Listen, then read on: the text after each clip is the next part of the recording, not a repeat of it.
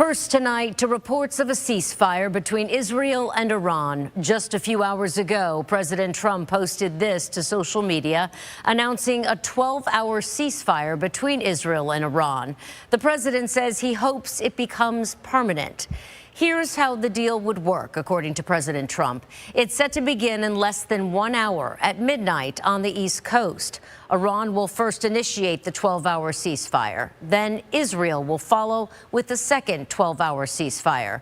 After 24 hours without attacks, President Trump says the war would be officially over.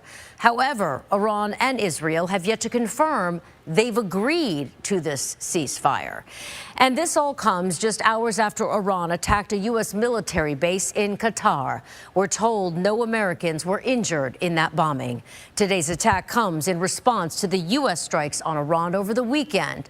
And with the uncertainty surrounding this war, we want to listen to you. What are your fears, and how do you think this will impact all Americans? New on Tampa Bay tonight, ABC Action News reporter Annette Gutierrez is asking those questions to people right here in the Bay Area and getting all sides of this story. While all of the missile strikes occurred thousands of miles away, it's having an impact on people right here. I reached out to folks on all sides of this conflict. Military families tell me they are worried about their loved ones in active duty. And on top of that, locals tell me here they are concerned about how this could intensify anti-Semitic actions while also increasing Islamophobia. Tampa resident and retired U.S. Army Colonel DJ Reyes says it's important to remember that family members are living on military bases in the Middle East, from Qatar and Kuwait to Iraq and Syria. We have men and women there who are probably married and have families.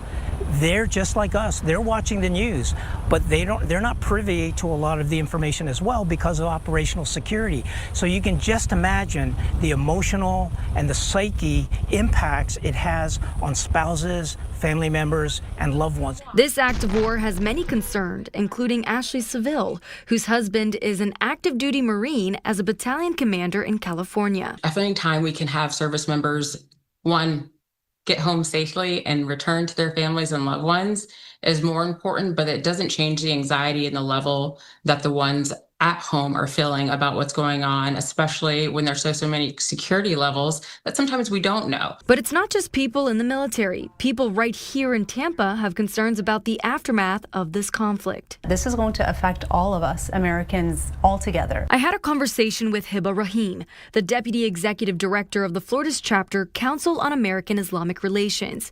She tells me she is worried about how this could impact inflation, but also how this could increase Islamophobia. When we make these big, devastating, consequential decisions like to take our country into war, we have to understand the impact is so much greater on so many levels, including on the American people en masse, but also on the Muslim community that has to bear the brunt of the reactions that people have from feeling confused or being lied to on so many different levels. But on the other side of this, Joe Pabasco, a board member of the Tampa Jewish Community Centers and Federation, says he is worried about seeing a rise in anti-Semitism. And I think if there are people that are sympathetic to the Iranian cause, for lack of a better description, we are soft targets. We have a direct safety concern, and I think the one thing that you can look at with respect to Iranian responses is they have no issue directly attacking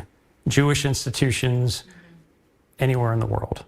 While there is a potential ceasefire on the table, the ripple effect on the American people is still something members of the Jewish community, of the Islamic community, and of the military community say they are worried about.